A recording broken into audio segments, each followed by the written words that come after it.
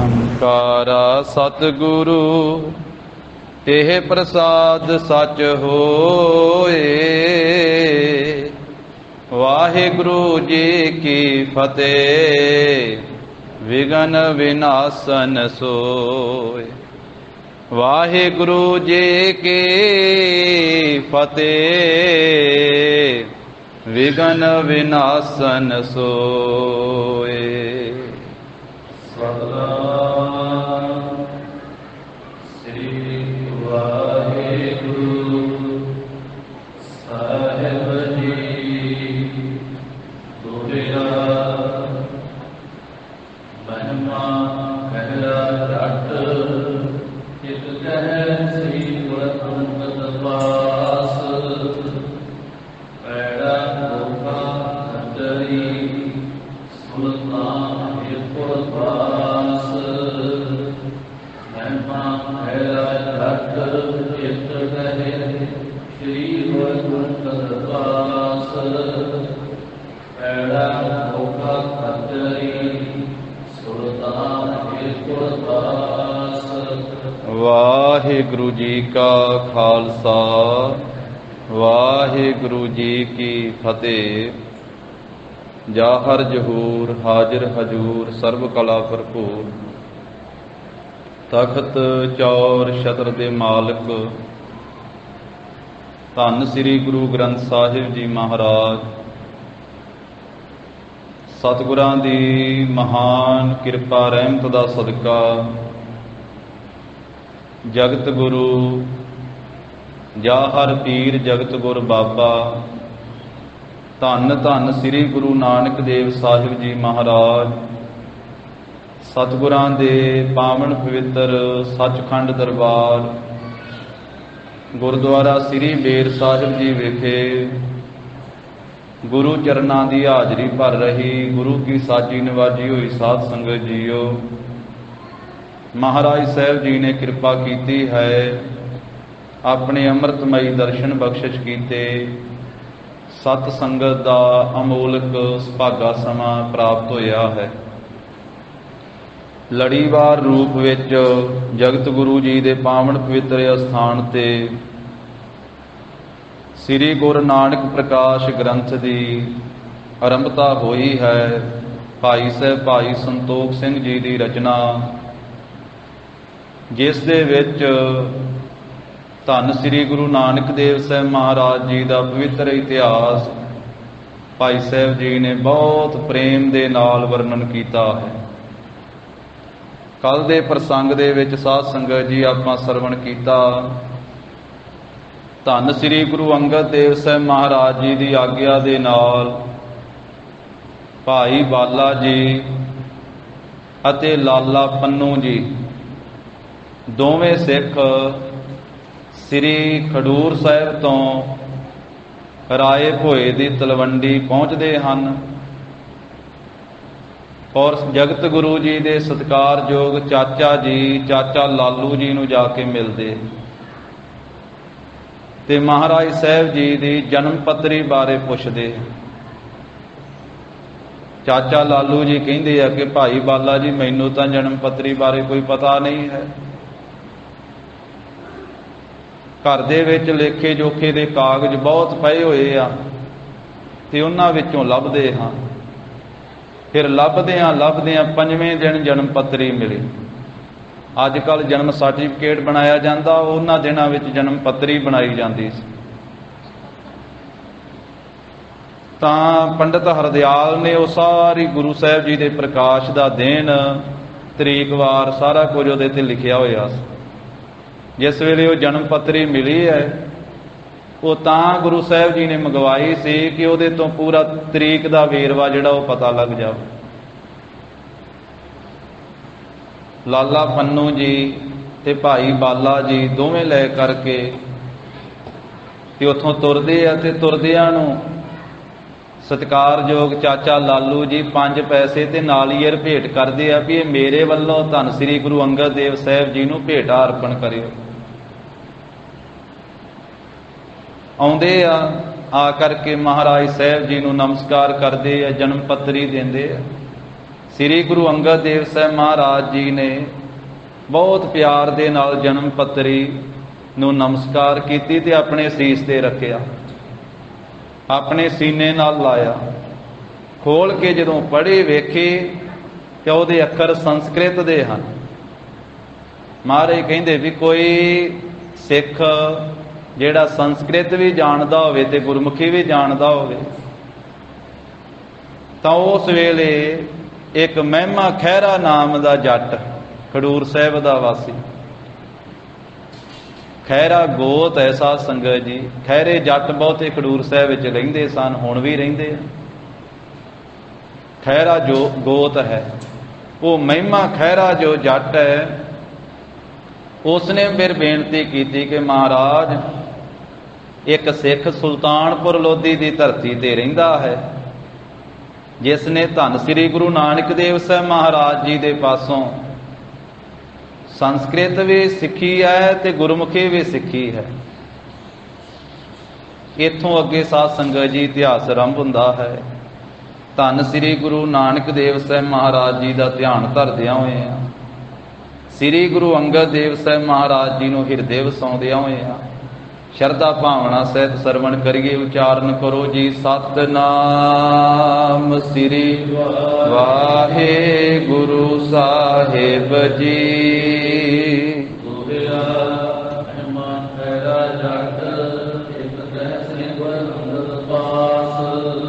ਮਹਿਮਾ ਖਹਿਰਾ ਜੱਟ ਇੱਕ ਜੱਟ ਹੈ, ਜ਼ਿਮੀਂਦਾਰ ਹੈ, ਉਹਦਾ ਨਾਮ ਹੈ ਭਾਈ ਮਹਿਮਾ ਖਹਿਰਾ। ਉਸਨੇ ਫਿਰ ਸ੍ਰੀ ਗੁਰੂ ਅੰਗਦ ਦੇਵ ਸਾਹਿਬ ਮਹਾਰਾਜ ਜੀ ਦੇ ਪਾਸ ਆਖਿਆ, ਬੇਨਤੀ ਕੀਤੀ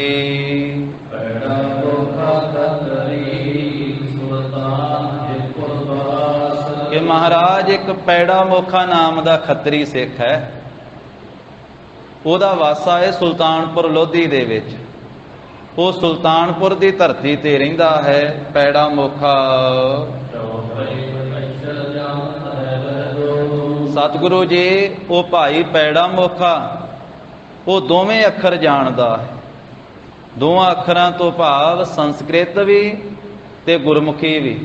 ਉਹ ਸੰਸਕ੍ਰਿਤ ਵੀ ਪੜ੍ਹਨੀ ਤੇ ਲਿਖਣੀ ਜਾਣਦਾ ਹੈ ਤੇ ਗੁਰਮੁਖੀ ਵੀ ਪੜ੍ਹਨੀ ਲਿਖਣੀ ਜਾਣਦਾ ਹੈ, ਜੋ ਭਾਈ ਪੈੜਾ ਮੋਖਾ ਸੁਲਤਾਨਪੁਰ ਲੋਧੀ ਵਿੱਚ ਰਹਿੰਦਾ ਹੈ।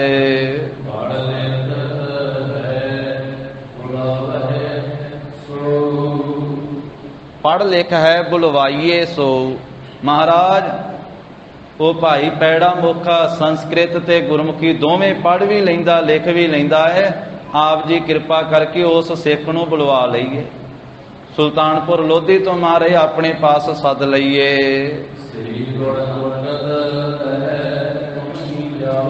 ਧੰਨ ਸ੍ਰੀ ਗੁਰੂ ਅੰਗਦ ਦੇਵ ਸਾਹਿਬ ਮਹਾਰਾਜ ਨੇ ਆਖਿਆ ਮਹਿਮੇ ਖਹਿਰੇ ਜੱਟ ਨੂੰ, ਗਰੀਬ ਨਵਾਜ ਕਹਿੰਦੇ ਵੀ ਭਾਈ ਸਿੱਖਾ, ਇਹ ਸੇਵਾ ਤੂੰ ਹੀ ਕਰ ਜਿਹਦੀ ਦੱਸ ਪਾਈ ਹੈ ਨਾ ਤੂੰ, ਕਿ ਭਾਈ ਪੈੜਾ ਮੋਖਾ ਜਿਹੜਾ ਦੋਵੇਂ ਭਾਸ਼ਾਵਾਂ ਜਾਣਦਾ ਹੈ, ਹੁਣ ਉਸ ਭਾਈ ਪੈੜੇ ਮੋਖੇ ਨੂੰ ਸੁਲਤਾਨਪੁਰ ਲੋਧੀ ਵਿੱਚੋਂ ਤੂੰ ਹੀ ਲਿਆਉਣ ਦੀ ਸੇਵਾ ਕਰ। ਭਾਈ ਮਹਿਮਾ ਜੀ, ਬਹੁਤ ਸਤਿਕਾਰ ਕਰਕੇ ਉਸ ਸਿੱਖ ਦਾ ਛੇਤੀ ਲੈ ਕੇ ਆਓ, ਸਤਿਕਾਰ ਦੇ ਨਾਲ ਲੈ ਕੇ ਆਇਓ, ਕਿਉਂਕਿ ਗੁਰੂ ਸਾਹਿਬ ਜੀ ਹਰ ਇੱਕ ਦਾ ਸਤਿਕਾਰ ਕਰਦੇ, ਆਪਣੇ ਸਿੱਖਾਂ ਦਾ ਵੀ ਬਹੁਤ ਸਤਿਕਾਰ ਕਰਦੇ। ਮਹਾਰਾਜ ਸਾਹਿਬ ਜੀ ਕਹਿੰਦੇ ਸਤਿਕਾਰ ਕਰਕੇ ਤੇ ਬਹੁਤ ਪਿਆਰ ਦੇ ਨਾਲ ਲੈ ਆਓ।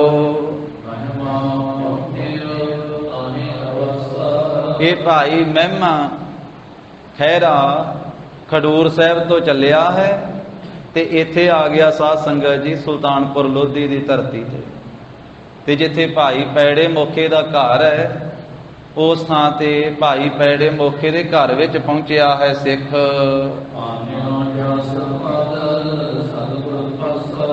ਭਾਈ ਪੈੜੇ ਮੋਖੇ ਨੂੰ ਸਾਰੀ ਗੱਲਬਾਤ ਦੱਸ ਕੇ ਨਾ ਕਿ ਇਸ ਤਰ੍ਹਾਂ ਜਨਮ ਪੱਤਰੀ ਆਈ ਹੈ, ਮਹਾਰਾਜ ਸਾਹਿਬ ਜੀ ਨੇ ਮੰਗਵਾਈ ਹੈ ਸ੍ਰੀ ਨਨਕਾਣਾ ਸਾਹਿਬ ਦੀ ਧਰਤੀ ਤੋਂ, ਕਿਉਂਕਿ ਰਾਏ ਭੋਏ ਦੀ ਤਲਵੰਡੀ ਦਾ ਨਾਮ ਨਨਕਾਣਾ ਸਾਹਿਬ ਇਹ ਮਹਾਰਾਜ ਸਾਹਿਬ ਦੇ ਮੌਕੇ ਤੇ ਹੀ ਰੱਖਿਆ ਗਿਆ ਸੀ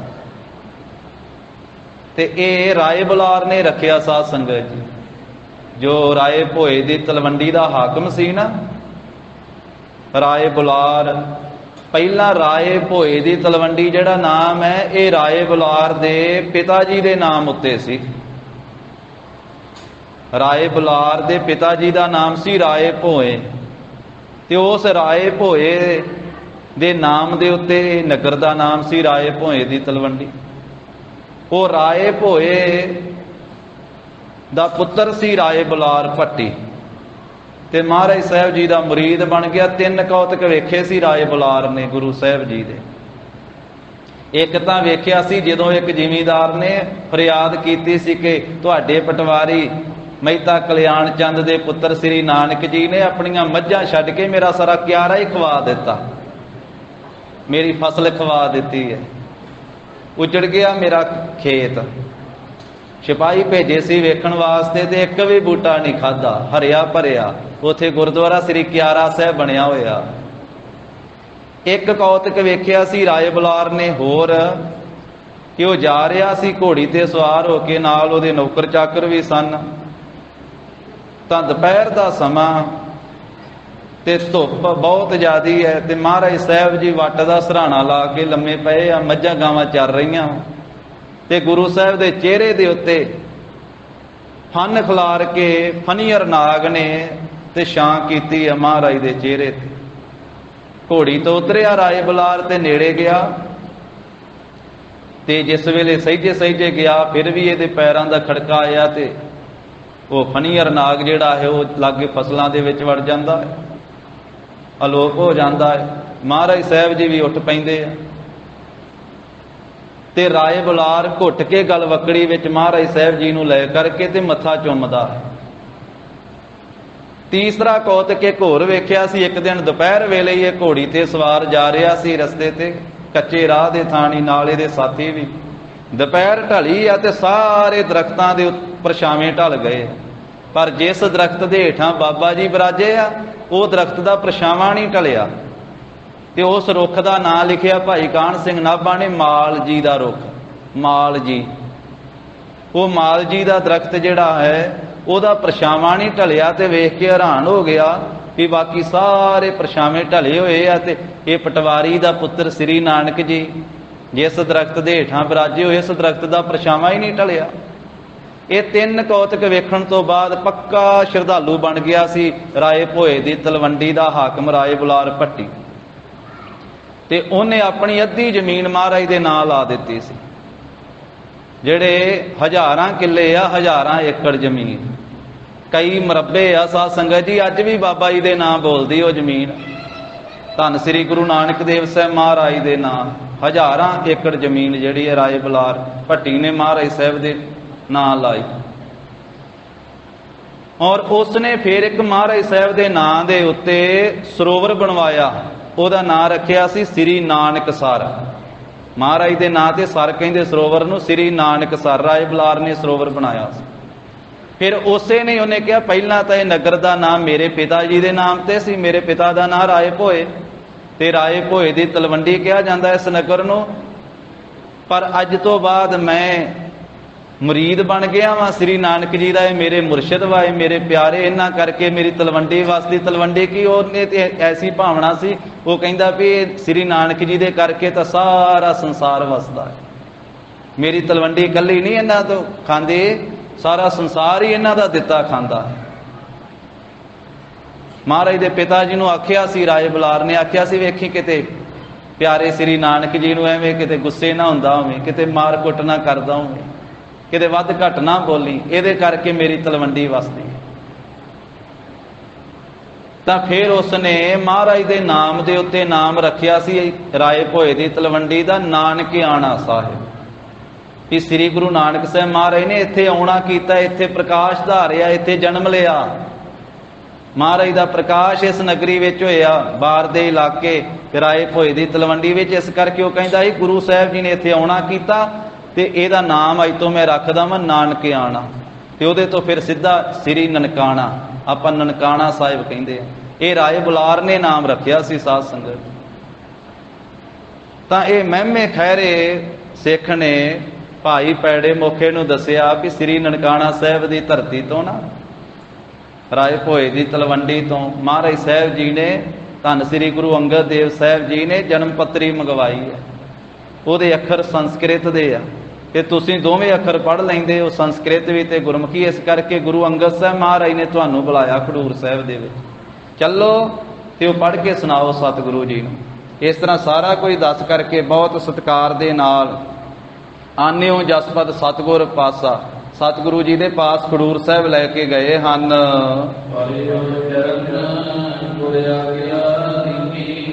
ਭਾਈ ਪੈੜੇ ਮੋਖੇ ਨੇ ਜਾ ਕੇ ਨਮਸਕਾਰ ਕੀਤੀ ਸ੍ਰੀ ਗੁਰੂ ਅੰਗਦ ਦੇਵ ਸਾਹਿਬ ਮਹਾਰਾਜ ਦੇ ਚਰਨਾਂ ਤੇ ਧੰਨ ਸ੍ਰੀ ਗੁਰੂ ਅੰਗਦ ਦੇਵ ਸਾਹਿਬ ਮਹਾਰਾਜ ਨੇ ਭਾਈ ਪੈੜੇ ਮੋਖੇ ਸੁਲਤਾਨਪੁਰ ਲੋਧੀ ਦੇ ਰਹਿਣ ਵਾਲੇ ਸਿੱਖ ਨੂੰ ਫਿਰ ਆਗਿਆ ਕੀਤੀ ਹੈ। ਕਹਿਣ ਲੱਗੇ ਭਾਈ ਪੈੜਾ ਮੋਖਾ ਜੀ ਆ ਪੱਤਰਕਾ ਪੜ੍ਹੋ, ਆ ਚਿੱਠੀ ਪੜ੍ਹ ਕੇ ਸੁਣਾਓ ਸਾਨੂੰ, ਪੱਤਰਕਾ ਪੜ੍ਹ ਕੇ ਸੁਣਾਓ ਤੇ ਇਸ ਨੂੰ ਸੁਖਪ੍ਰਦ ਜਾਣੋ, ਇਹ ਸੁਖ ਦੇਣ ਵਾਲੀ ਜਾਣ ਕੇ ਇਸ ਨੂੰ ਪੜ੍ਹੋ।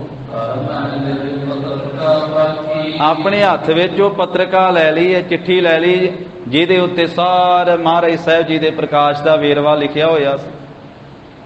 ਤਾਂ ਉਹ ਜਨਮ ਪੱਤਰੀ ਹੱਥ ਵਿੱਚ ਪੱਤਰਕਾ ਲੈ ਕਰਕੇ ਫਿਰ ਬਾਚੀ ਹੈ। ਭਾਈ ਪੈੜੇ ਮੋਖੇ ਨੇ ਵਿਚਾਰੀ ਹੈ।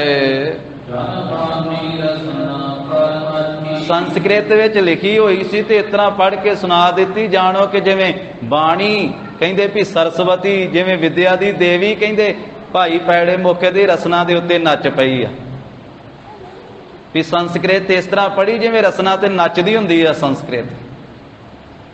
ਇਹ ਝਟਪਟ ਹੀ ਪੜ੍ਹ ਕਰਕੇ ਸੁਣਾ ਦਿੱਤੀ ਹੈ। ਮਹਾਰਾਜ ਸਾਹਿਬ ਜੀ ਨੇ ਸੁਣ ਲਈ ਸਾਰੀ, ਉਹਦੇ ਵਿੱਚ ਸਾਰਾ ਦੱਸ ਦਿੱਤਾ ਜੋ ਲਿਖਿਆ ਹੋਇਆ ਸੀ ਵੀ ਗੁਰੂ ਸਾਹਿਬ ਜੀ ਦਾ ਪ੍ਰਕਾਸ਼ ਕੱਤਕ ਮਹੀਨੇ ਦੀ ਪੂਰਨਮਾਸ਼ੀ ਨੂੰ ਅੰਮ੍ਰਿਤ ਵੇਲੇ ਹੋਇਆ। 1526 ਬਿਕਰਮੀ ਸੰਮਤ ਕੱਤਕ ਮਹੀਨੇ ਦੀ ਪੂਰਨਮਾਸ਼ੀ ਅੰਮ੍ਰਿਤ ਵੇਲਾ। ਉਹ ਸਾਰਾ ਜੋ ਵੇਰਵਾ ਉਹਦੇ ਵਿੱਚ ਦਿੱਤਾ ਹੋਇਆ ਸੀ ਉਹ ਪੜ੍ਹ ਕੇ ਸੁਣਾ ਦਿੱਤਾ ਹੈ। ਤੇ ਸਤਿਗੁਰੂ ਜੀ ਨੇ ਸੁਣ ਕਰਕੇ ਧੰਨ ਸ੍ਰੀ ਗੁਰੂ ਅੰਗਦ ਦੇਵ ਸਾਹਿਬ ਮਹਾਰਾਜ ਜੀ ਨੇ ਉਸ ਸਿੱਖ ਦੇ ਉੱਤੇ ਭਾਈ ਪੈੜਾ ਮੋਖਾ ਜੀ ਦੇ ਉੱਤੇ ਬਹੁਤ ਖੁਸ਼ੀ ਕੀਤੀ। ਹੁਣ ਸੁਣਨ ਤੋਂ ਬਾਅਦ ਗਰੀਬ ਨਵਾਜ ਨੇ ਕਹਿ ਦਿੱਤਾ, ਭਾਈ ਪੈੜਾ ਮੋਖਾ ਜੀ ਇਹ ਸੰਸਕ੍ਰਿਤ ਵਾਲੇ ਅੱਖਰ ਜਿਹੜੇ ਗੁਰਮੁਖੀ 'ਚ ਲਿਖ ਦਿਓ, ਕਿਉਂਕਿ ਗੁਰਸਿੱਖਾਂ ਨੂੰ ਪੜ੍ਹਨੇ ਸੌਖੇ ਹੋ ਜਾਇਆ ਕਰਨਗੇ। ਇਹਨੂੰ ਸੁਖੈਣ ਆਪਣੀ ਭਾਸ਼ਾ ਦੇ ਵਿੱਚ, ਜੋ ਆਪਣੀ ਬੋਲੀ ਹੈ ਗੁਰਮੁਖੀ ਬਾਣੀ, ਗੁਰਮੁਖੀ ਬੋਲੀ, ਇਸ ਨੂੰ ਗੁਰਮੁਖੀ ਦੇ ਵਿੱਚ ਲਿਖ ਦੇਣਾ ਕਰੋ। ਧੰਨ ਸ੍ਰੀ ਗੁਰੂ ਅੰਗਦ ਦੇਵ ਸਾਹਿਬ ਮਹਾਰਾਜ ਨੇ ਸਿੱਖਾਂ ਨੂੰ ਕਹਿ ਕੇ ਕਾਗਜ਼ ਮੰਗਵਾ ਕੇ ਦੇ ਦਿੱਤਾ ਭਾਈ ਪੈੜੇ ਮੋਖੇ ਨੂੰ, ਇਹ ਕਾਗਜ਼ ਲਿਆ ਕਰਕੇ ਦੇਵੋ।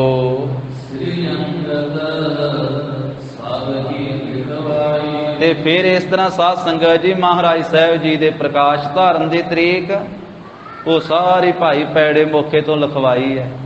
ਉਸ ਪੱਤਰਿਕਾ ਤੋਂ ਪੜ੍ਹ ਕੇ ਭਾਈ ਪੈੜੇ ਮੋਖੇ ਨੇ ਜੋ ਮਹਾਰਾਜ ਨੇ ਕਾਗਜ਼ ਮੰਗਵਾ ਕੇ ਦਿੱਤਾ, ਉਸ ਕਾਗਜ਼ ਦੇ ਉੱਤੇ ਗੁਰਮੁਖੀ ਦੇ ਵਿੱਚ ਸਾਰਾ ਵੇਰਵਾ ਲਿਖ ਦਿੱਤਾ। ਗੁਰਮੁਖੀ ਦੇ ਵਿੱਚ ਸਾਰੀ ਜਿਹੜੀ ਵਿਚਾਰ ਹੈ ਮਹਾਰਾਜ ਸਾਹਿਬ ਜੀ ਦੇ ਪ੍ਰਕਾਸ਼ ਧਾਰਨ ਦੀ, ਕੱਤਕ ਮਹੀਨੇ ਦੀ ਪੁੰਨਿਆ ਬਿਕਰਮੀ ਸੰਮਤ 1526, ਆਪਣੇ ਜਿੰਨੇ ਪੁਰਾਤਨ ਗ੍ਰੰਥ ਵਾ ਨਾ ਇਤਿਹਾਸ ਦੇ, ਉਹਦੇ ਵਿੱਚ ਬਿਕਰਮੀ ਸੰਮਤ ਹੀ ਆਉਂਦਾ ਵਾ।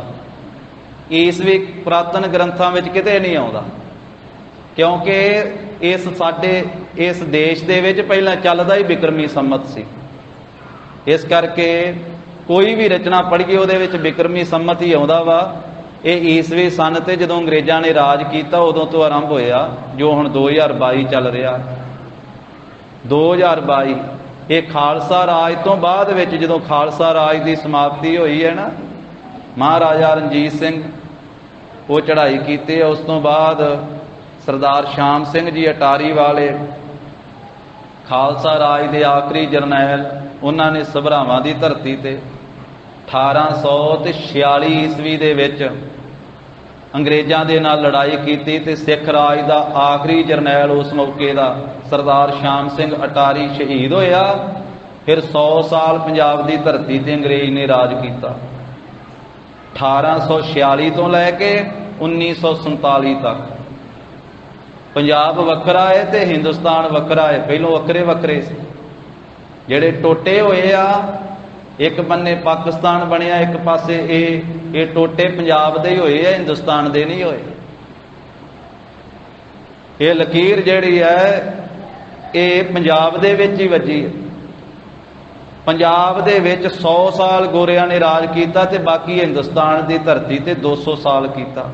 ਇਹ 1846 ਤੋਂ ਲੈ ਕੇ 1947 ਤੱਕ। ਉਸ ਮੌਕੇ ਤੇ ਅੰਗਰੇਜ਼ਾਂ ਨੇ ਬਹੁਤ ਕੁਝ ਇੱਥੋਂ ਲੈ ਕੇ ਗਏ ਜਾਣ ਲੱਗੇ। ਜਦੋਂ 1947 ਚ ਜਾਂਦੇ, ਜਦੋਂ ਗਦਰੀ ਬਾਬਿਆਂ ਨੇ ਕੁਰਬਾਨੀਆਂ ਕੀਤੀਆਂ ਤਾਂ ਉਹਨਾਂ ਦੀਆਂ ਕੁਰਬਾਨੀਆਂ ਦਾ ਸਦਕਾ ਜਦੋਂ ਆਏ ਸੀ ਅੰਗਰੇਜ਼, ਉਦੋਂ ਵੀ ਸਿੱਖਾਂ ਨੇ ਕੁਰਬਾਨੀਆਂ ਕੀਤੀਆਂ, ਉਹਨਾਂ ਨੂੰ ਰੋਕਣ ਲੱਗਿਆ। ਜਦੋਂ ਗਏ ਉਦੋਂ ਵੀ ਉਹਨਾਂ ਨੂੰ ਕੁਰਬਾਨੀਆਂ ਕਰਕੇ ਇੱਥੋਂ ਘੱਲਿਆ। ਜਾਣ ਲੱਗੇ ਬਹੁਤ ਕੁਝ ਇੱਥੋਂ ਦਾ ਲੈ ਗਏ ਤੇ ਬਹੁਤ ਕੁਝ ਆਪਣਾ ਇੱਥੇ ਦੇ ਗਏ। ਉਹਦੇ ਵਿੱਚੋਂ ਈਸਵੀ ਸਨ ਵੀ ਉਦੋਂ ਹੀ ਆਇਆ ਇੱਥੇ ਪੰਜਾਬ ਦੀ ਧਰਤੀ ਤੇ। ਅੰਗਰੇਜ਼ਾਂ ਦੇ ਰਾਜ ਤੋਂ ਪਹਿਲਾਂ 2022 ਜਿਹੜਾ ਚੱਲਦਾ, ਇੱਥੇ ਨਹੀਂ ਸਾਡੇ ਕੋਈ ਇਹਨੂੰ ਜਾਣਦਾ। ਉਦੋਂ ਬਿਕਰਮੀ ਸੰਮਤ ਜਿਹੜਾ ਇੱਥੋਂ ਦਾ ਸੰਮਤ ਸੀ ਨਾ, ਦੇਸੀ ਸੰਮਤ, ਜਿਹਦੇ ਮਹੀਨੇ ਚੇਤ ਤੋਂ ਲੈ ਕੇ ਫੱਗਣ ਤੱਕ ਵਾ। ਹੁਣ ਅਸੀਂ ਸੰਗਰਾਂਦ ਤਾਂ ਮਨਾਉਨੇ ਆ, ਹਰ ਮਹੀਨੇ ਸੰਗਰਾਂਦ ਮਹੀਨੇ ਦਾ ਪਾਠ ਸੁਣਦੇ ਆ, ਪਰ ਸਾਡੇ ਘਰਾਂ ਦੇ ਵਿੱਚੋਂ ਦੇਸੀ ਤਰੀਕਾਂ ਅਲੋਪ ਹੋ ਗਈਆਂ। ਦੇਸੀ ਮਹੀਨੇ ਅਲੋਪ ਹੋ ਗਏ। ਅੱਜ ਕਿਸੇ ਨੂੰ ਨਹੀਂ ਪਤਾ ਵੀ ਦੇਸੀ ਮਹੀਨਾ ਕਿੰਨਾ ਵਾ। ਅੱਜ ਇੰਨਾ ਪਤਾ ਵੀ 1 ਜੁਲਾਈ ਆ। ਅੰਗਰੇਜ਼ੀ ਸੰਨ ਦਾ ਅਸੀਂ ਪ੍ਰਚਾਰ ਆਪ ਕਰ ਰਹੇ ਆ, ਪਰ ਆਪਣੇ ਜਿਹੜੇ ਮਹੀਨੇ ਉਹਨਾਂ ਦਾ ਪ੍ਰਚਾਰ ਅਸੀਂ ਕਰਦੇ ਹੀ ਨਹੀਂ ਗਏ। ਦੇਸੀ ਮਹੀਨੇ ਉਹਨਾਂ ਨੂੰ ਦੇਸੀ ਕਹਿ ਕੇ ਕਹਿੰਦੇ ਇਹ ਤਾਂ ਦੇਸੀ ਆ ਜੀ। ਕਹਿੰਦੇ ਦੇਸੀ ਤਾਂ ਐਵੇਂ ਹੀ ਹੁੰਦਾ, ਅਸੀਂ ਅੰਗਰੇਜ਼ੀ ਆ। ਅੰਗਰੇਜ਼ੀ ਦੀ ਬੜੀ ਦੌੜ ਲੱਗੀ ਹੋਈ ਹੈ ਨਾ।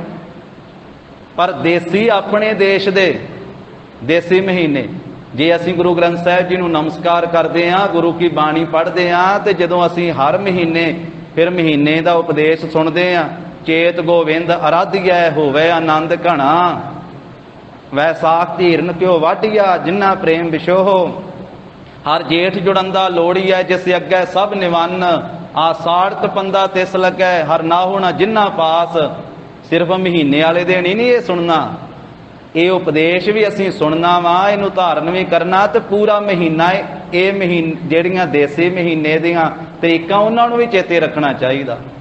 ਸਾਡੇ ਘਰ ਵਿੱਚ ਜਨਮ ਤੋਂ ਲੈ ਕੇ ਮਰਨ ਤੱਕ ਜਿੰਨੇ ਸਮਾਗਮ ਗੁਰੂ ਕੇ ਸਿੱਖ ਦੇ ਘਰ ਵਿੱਚ ਹੋਣ, ਬੱਚੇ ਦਾ ਜਨਮ, ਬੱਚੀ ਦਾ ਜਨਮ, ਵਿਆਹ ਦਾ ਦਿਨ, ਕੋਈ ਹੋਰ ਪ੍ਰੋਗਰਾਮ, ਮੋਟੇ ਅੱਖਰਾਂ ਵਿੱਚ ਉੱਥੇ ਦੇਸੀ ਮਹੀਨਾ ਲਿਖਣਾ ਚਾਹੀਦਾ ਪਹਿਲਾਂ, ਵੀ ਜਿਨ੍ਹਾਂ ਮਹੀਨਿਆਂ ਵਿੱਚ ਗੁਰੂ ਸਾਹਿਬਾਂ ਨੇ ਬਾਣੀ ਉਚਾਰਨ ਕੀਤੀ, ਜਿਹੜੇ ਸਾਡੇ ਮਹੀਨੇ ਆ ਉਹਨਾਂ ਦਾ ਅਸੀਂ ਪ੍ਰਚਾਰ ਹੀ ਨਹੀਂ ਕਰਦੇ ਪਏ। ਤੇ ਜਿਹੜੇ ਅੰਗਰੇਜ਼ ਆ ਕੇ ਇੱਥੇ ਪ੍ਰਚਲਿਤ ਕਰ ਗਿਆ, ਅਸੀਂ ਅੰਗਰੇਜ਼ੀ ਤਰੀਕਾਂ ਨੂੰ ਬਹੁਤ ਪਹਿਲ ਦਿੱਤੀ ਹੋਈ ਹੈ, ਕਿਉਂਕਿ ਜਿਹਦਾ ਰਾਜ ਹੋਵੇ ਉਹਦਾ ਸਿੱਕਾ ਚੱਲਦਾ। ਅੰਗਰੇਜ਼ ਨੇ ਰਾਜ ਕੀਤਾ, ਹੁਣ ਵੀ ਅੰਗਰੇਜ਼ ਦਾ ਹੀ ਹੈ ਚਾਰ ਚੁਫੇਰੇ। ਇਸ ਕਰਕੇ ਅੰਗਰੇਜ਼ੀ ਤਰੀਕਾਂ ਜਿਹੜੀਆਂ ਉਹ ਚਾਰ ਚੁਫੇਰੇ ਆ, ਪਰ ਜੇ ਅਸੀਂ ਯਤਨ ਕਰਾਂਗੇ ਤੇ ਤਾਂ ਹੀ ਸਾਧ ਸੰਗਤ ਜੀ ਇਹ ਪ੍ਰਚਾਰ ਅਸੀਂ ਕਰ ਸਕਾਂਗੇ। ਇੱਕ ਇੱਕ ਸਿੱਖ ਆਪਣਾ ਫਰਜ਼ ਸਮਝੇ ਵੀ ਮੈਂ ਗੁਰੂ ਗ੍ਰੰਥ ਸਾਹਿਬ ਜੀ ਨੂੰ ਨਮਸਕਾਰ ਕਰਦਾ ਵਾਂ, ਤੇ ਗੁਰੂ ਗ੍ਰੰਥ ਸਾਹਿਬ ਜੀ ਦੇ ਅੰਦਰ ਜਿਹੜੇ ਮਹੀਨੇ ਆਏ ਆ ਮੈਂ ਉਹਨਾਂ ਨੂੰ ਪਹਿਲ ਦੇਣੀ ਆ। ਅੰਗਰੇਜ਼ੀ ਮਹੀਨੇ ਦੀ ਤਰੀਕ ਲਿਖਾਂਗਾ, ਪਰ ਥੱਲੇ ਲਿਖਾਂਗਾ, ਉੱਤੇ ਲਿਖਾਂਗਾ ਜਿਹੜਾ ਦੇਸੀ ਮਹੀਨਾ ਉਹਦੀ ਕਿੰਨੀ ਤਰੀਕ ਹੈ। ਇਸ ਕਰਕੇ ਬਿਕਰਮੀ ਸੰਮਤ ਦੇ ਇਹ ਮਹੀਨੇ ਜਿਹੜੇ ਆ ਉਹਨਾਂ ਨੂੰ ਗੁਰੂ ਸਾਹਿਬ ਜੀ ਨੇ ਅਪਣਾਇਆ। ਗੁਰੂ ਸਾਹਿਬਾਂ ਦੇ ਹੁਕਮਨਾਮੇ ਸਾਡੇ ਕੋਲੇ ਆ, ਜਿਹੜੇ ਮਹਾਰਾਜ ਸਾਹਿਬ ਜੀ ਹੁਕਮਨਾਮੇ ਲਿਖ ਕੇ ਭੇਜਦੇ ਸੀ, ਉਹਦੇ ਤੇ ਤਰੀਕਾਂ ਲਿਖੀਆਂ ਹੋਈਆਂ ਤੇ ਨਾਲ ਦੇਸੀ ਮਹੀਨਾ ਲਿਖਦੇ ਸੀ ਕਿੰਨਾ, ਤੇ ਨਾਲ ਬਿਕਰਮੀ ਸੰਮਤ ਲਿਖਿਆ ਕਰਦੇ ਸੀ ਗੁਰੂ ਸਾਹਿਬ ਵੀ ਇਹਨਾਂ, ਜਦੋਂ ਸੰਗਤ ਨੂੰ ਹੁਕਮਨਾਮਾ ਭੇਜਦੇ ਸਨ। ਸੋ ਇਹ ਲੰਮੀ ਵਿਚਾਰ ਹੈ। ਤੋ ਇਸ ਕਰਕੇ ਉਸ ਮੌਕੇ ਦੇ ਉੱਤੇ ਈਸਵੀ ਸਨ ਪ੍ਰਚਲਿਤ ਨਹੀਂ ਸੀ। ਜਦੋਂ ਮਹਾਰਾਜ ਨੇ ਪ੍ਰਕਾਸ਼ ਧਾਰਿਆ ਤਾਂ ਲਿਖਿਆ ਗਿਆ ਵੀ 1526 ਬਿਕਰਮੀ ਸੰਮਤ, ਕੱਤਕ ਮਹੀਨੇ ਦੀ ਪੂਰਨਮਾਸ਼ੀ। ਤਾਂ ਉਹ ਸਾਰੇ ਜਿਹੜੇ ਅੱਖਰ ਸੀ ਉਹ ਫਿਰ ਸਾਧ ਸੰਗਤ ਜੀ ਸੰਸਕ੍ਰਿਤ ਵਿੱਚੋਂ ਗੁਰਮੁਖੀ ਵਿੱਚ ਭਾਈ ਪੈੜਾ ਮੋਖਾ ਜੀ ਨੇ ਲਿਖੇ। ਧੰਨ ਸ੍ਰੀ ਗੁਰੂ ਅੰਗਦ ਦੇਵ ਸਾਹਿਬ ਮਹਾਰਾਜ ਜੀ ਦੀ ਆਗਿਆ ਦੇ ਨਾਲ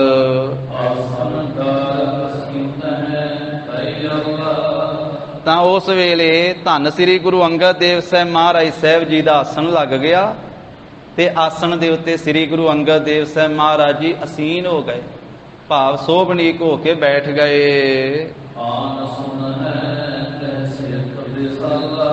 ਹੁਣ ਮਹਾਰਾਜ ਦੇ ਪ੍ਰਕਾਸ਼ ਧਾਰਨ ਦੀ ਜਿਹੜੀ ਤਰੀਕ ਉਹ ਲਿਖੀ ਗਈ, ਤੇ ਉਸ ਤੋਂ ਬਾਅਦ ਗੁਰੂ ਸਾਹਿਬ ਜੀ ਨੇ ਆਗਿਆ ਕੀਤੀ ਕਿ ਭਾਈ ਬਾਲਾ ਜੀ ਤੁਸੀਂ ਸਾਰਾ ਇਤਿਹਾਸ ਸੁਣਾਓ ਮਹਾਰਾਜ ਸਾਹਿਬ ਜੀ ਦਾ, ਬਚਪਨ ਤੋਂ ਲੈ ਕਰਕੇ ਪ੍ਰਕਾਸ਼ ਧਾਰਨ ਤੋਂ ਲੈ ਕੇ ਸਾਰਾ ਇਤਿਹਾਸ ਸੁਣਾਓ, ਬਚਪਨ ਦਾ, ਜਵਾਨੀ ਦਾ, ਤੇ ਜੋ ਉਦਾਸੀਆਂ ਦੇ ਵੇਲੇ ਵੀ ਤੁਸੀਂ ਨਾਲ ਰਹੇ ਹੋ, ਮਹਾਰਾਜ ਸਾਹਿਬ ਜੀ ਦੇ ਸਾਰਾ ਇਤਿਹਾਸ ਸੁਣਾਓ ਤੇ ਭਾਈ ਪੈੜਾ ਮੋਖਾ ਲਿਖੇਗਾ।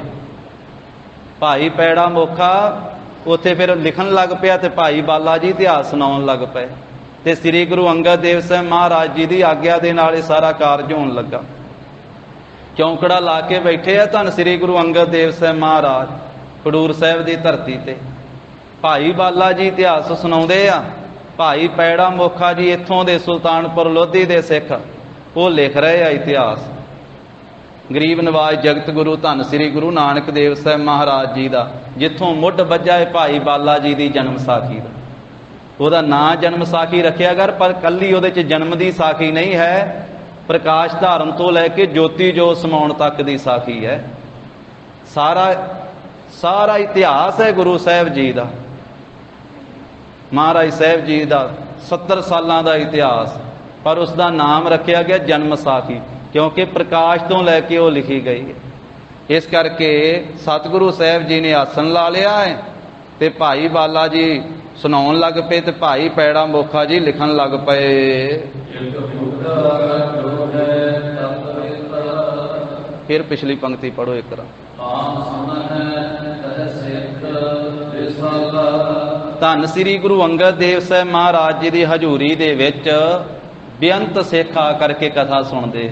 ਜਦੋਂ ਭਾਈ ਬਾਲਾ ਜੀ ਸੁਣਾਉਂਦੇ ਆ ਨਾ ਧੰਨ ਸ੍ਰੀ ਗੁਰੂ ਨਾਨਕ ਦੇਵ ਸਾਹਿਬ ਮਹਾਰਾਜ ਜੀ ਦੀ ਗਾਥਾ, ਗੁਰੂ ਜੀ ਦਾ ਇਤਿਹਾਸ, ਸ੍ਰੀ ਗੁਰੂ ਅੰਗਦ ਦੇਵ ਸਾਹਿਬ ਜੀ ਤਾਂ ਸੁਣਦੇ ਹੀ ਆ, ਤਾਂ ਹੋਰ ਵੀ ਅਨੇਕਾਂ ਸਿੱਖ ਸੰਗਤਾਂ ਇਲਾਕੇ ਦੀਆਂ ਦੂਰ ਦੁਰੇਡੇ ਦੀਆਂ ਉਸ ਮੌਕੇ ਤੇ ਸੁਣਦੀਆਂ ਜਦੋਂ ਇਤਿਹਾਸ ਲਿਖਿਆ ਜਾ ਰਿਹਾ ਹੈ। ਜਗਤ ਗੁਰੂ ਧੰਨ ਸ੍ਰੀ ਗੁਰੂ ਨਾਨਕ ਦੇਵ ਸਾਹਿਬ ਮਹਾਰਾਜ ਜੀ ਦਾ ਇਤਿਹਾਸ ਸੁਣਨ ਵਾਲੇ ਕਿਹੜੇ ਕਿਹੜੇ ਸਰੋਤੇ ਆ? ਚੋਣਵਿਆਂ ਦੇ ਨਾਮ ਦੱਸੇ ਭਾਈ ਸੰਤੋਖ ਸਿੰਘ ਜੀ ਦੇ, ਕਿਉਂਕਿ ਸਾਰਿਆਂ ਦੇ ਨਾਂ ਤੇ ਨਹੀਂ ਨਾ ਲਿਖੇ ਜਾ ਸਕਦੇ, ਪਰ ਚੋਣਵੇਂ ਗੁਰਸਿੱਖਾਂ ਦੇ ਨਾਂ ਦੱਸੇ ਵੀ ਇੱਕ ਬਾਬਾ ਬੁੱਢਾ ਸਾਹਿਬ ਜੀ ਵੀ ਵਿੱਚ ਬੈਠੇ ਹੋਏ ਆ, ਜੋ ਤੱਤ ਵੇਤਾ, ਜੋ ਤੱਤ ਨੂੰ ਜਾਣਨ ਵਾਲੇ ਆ, ਸਿਧਾਂਤ ਨੂੰ ਜਾਣਨ ਵਾਲੇ ਆ, ਬ੍ਰਹਮ ਨੂੰ ਜਾਣਨ ਵਾਲੇ ਆ। ਉਹ ਬ੍ਰਹਮ ਗਿਆਨੀ ਗੁਰਸਿੱਖ ਬਾਬਾ ਬੁੱਢਾ ਸਾਹਿਬ ਜੀ ਵੀ ਵਿੱਚ ਚੌਂਕੜਾ ਲਾ ਕੇ ਬੈਠੇ ਹੋਏ ਹਨ। ਕਹਿੰਦੇ ਵੀ ਉਹ ਬਾਬਾ ਬੁੱਢਾ ਸਾਹਿਬ ਜੀ ਕਿਹੋ ਜਿਹੇ ਤੱਤ ਵੇਤੇ ਆ? ਜਿਸ ਬਾਬਾ ਬੁੱਢਾ ਸਾਹਿਬ ਜੀ ਨੇ ਮੋਹ ਤੋਂ ਆਦਿਕ ਜਿਹੜੇ ਵਿਕਾਰਾਂ ਰੂਪੀ ਯੋਧੇ ਆ ਨਾ, ਵੱਡੇ ਵੱਡੇ ਅੱਤ ਦਰਜੇ ਦੇ ਯੋਧੇ ਆ, ਉਹਨਾਂ ਨੂੰ ਜਿੱਤ ਲਿਆ ਬਾਬਾ ਬੁੱਢਾ ਸਾਹਿਬ ਜੀ। ਵੀ ਮੋਹ ਨੂੰ ਜਿੱਤ ਲਿਆ, ਕਾਮ ਨੂੰ ਜਿੱਤ ਲਿਆ, ਕ੍ਰੋਧ ਨੂੰ ਜਿੱਤ ਲਿਆ, ਲੋਭ ਨੂੰ ਜਿੱਤ ਲਿਆ, ਹੰਕਾਰ ਨੂੰ ਜਿੱਤ ਲਿਆ। ਇਹਨਾਂ ਨੂੰ ਯੋਧੇ ਆਖਿਆ ਸਾਧ ਸੰਗਤ ਜੀ। ਗੁਰਬਾਣੀ ਸ੍ਰੀ ਸਹਿਸਕ੍ਰਿਤੀ ਬਾਣੀ ਦੇ ਅੰਦਰ ਮਹਾਰਾਜ ਸਾਹਿਬ ਜੀ ਨੇ ਇੱਕ ਇੱਕ ਵਕਾਰ ਦਾ ਜ਼ਿਕਰ ਕਰਦਿਆਂ ਆਖਿਆ ਵੀ ਇਹ ਬੜੇ ਬਲੀ ਆ, ਇਹ ਸੰਸਾਰ ਨੂੰ ਜਿੱਤੀ ਜਾਂਦੇ। ਕਾਮ ਦਾ ਜ਼ਿਕਰ ਕਰਦਿਆਂ ਆਖਿਆ ਹੇ ਕਾਮੰ ਨਰਕ ਬਿਸਰਾਮੰ ਬਹੁ ਜੋਨੀ ਪ੍ਰਮਾਵਣਾ ਹੈ, ਚਿਤ ਹਰਨੰ ਤ੍ਰੈ ਲੋਕ ਗਮਯੰ ਜਪ ਤਪ ਸੀਲ ਵਿਦਾਰਨ। ਆਖਿਆ ਕਾਮ ਤੂੰ ਇੰਨਾ ਬਲੀ ਆ, ਤੇਰਾ ਅਸਰ ਤਿੰਨਾਂ ਲੋਕਾਂ ਦੇ ਵਿੱਚ ਹੈ, ਤੂੰ ਤਿੰਨਾਂ ਲੋਕਾਂ ਦੇ ਜੀਵਾਂ ਨੂੰ ਢਾਹ ਲੈਣਾ ਹੈ, ਵੱਡੇ ਤੋਂ ਵੱਡੇ ਨੂੰ ਆਪਣੇ ਵੱਲੇ ਖਿੱਚ ਲੈਣਾ, ਤੂੰ ਮੋਹਤ ਕਰ ਲੈਣਾ ਤੇ ਨਰਕਾਂ ਵਿੱਚ ਜਾ ਕੇ ਟਿਕਾਣਾ ਦੇਣਾ। ਨਰਕਾਂ ਤੋਂ ਤੂੰ ਛੱਡਦਾ ਨਹੀਂ ਇਨਸਾਨ। ਹੇ ਕਾਮੰ ਨਰਕ ਬਿਸਰਾਮੰ, ਨਰਕਾਂ ਤੋਂ ਬਾਅਦ ਬਹੁ ਜੋਨੀ ਪ੍ਰਮਾਵਣਾ ਹੈ। ਚਿੱਤ ਹਰਨੰ, ਚਿੱਤ ਨੂੰ ਖਿੱਚ ਲੈਣਾ ਆਪਣੇ ਵੱਲੇ। ਜਦੋਂ ਕਾਮ ਦਾ ਉਛਾਲਾ ਆਉਂਦਾ ਬੰਦੇ ਦਾ ਚਿੱਤ ਡੋਲ ਜਾਂਦਾ, ਕਾਮ ਖਿੱਚ ਲੈਂਦਾ ਹੈ ਆਪਣੇ ਵਗਰ।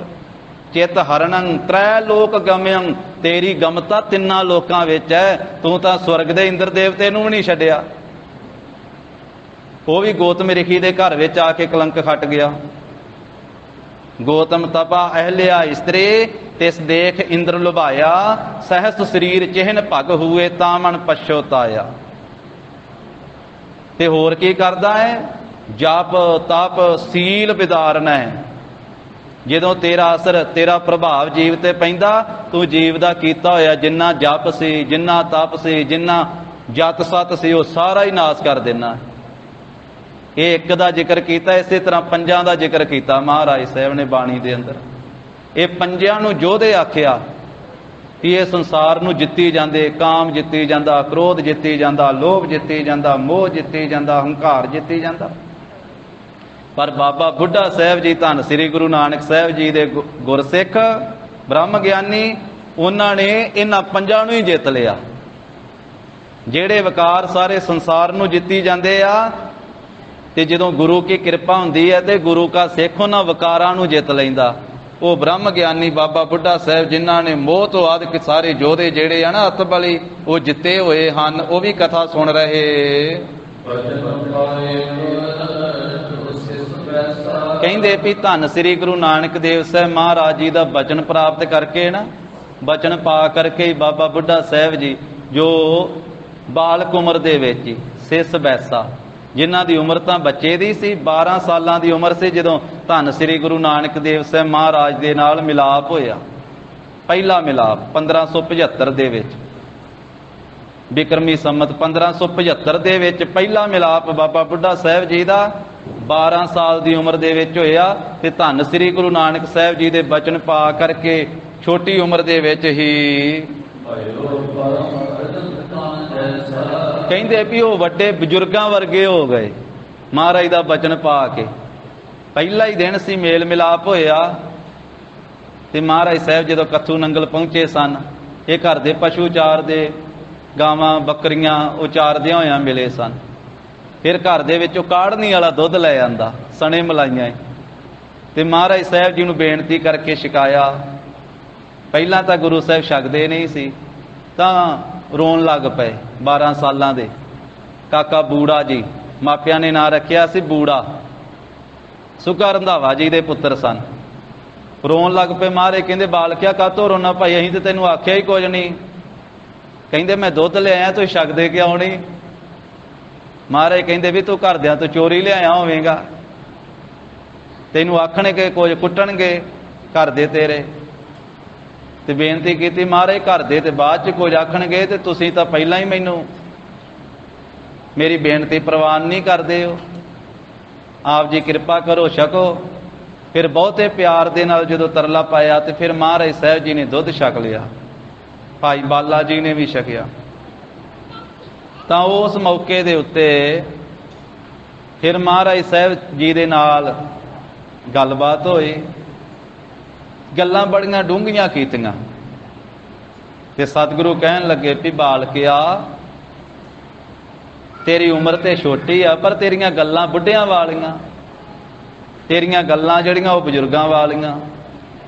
ਉਹ ਐਸੀ ਮਹਾਰਾਜ ਦੀ ਮਿਹਰ ਦੀ ਦ੍ਰਿਸ਼ਟੀ ਹੋਈ ਤੇ ਐਸਾ ਬਚਨ ਹੋਇਆ ਰਸਨਾ ਤੋਂ, ਉੱਥੇ ਹੀ ਚੌਂਕੜਾ ਲਾ ਲਿਆ ਤੇ ਨੇਤਰ ਮੂੰਦ ਲਏ। ਚੌਂਕੜਾ ਲੱਗਾ ਤੇ ਸਮਾਧੀ ਲੱਗ ਗਈ, ਲਿਵ ਲੱਗ ਗਈ।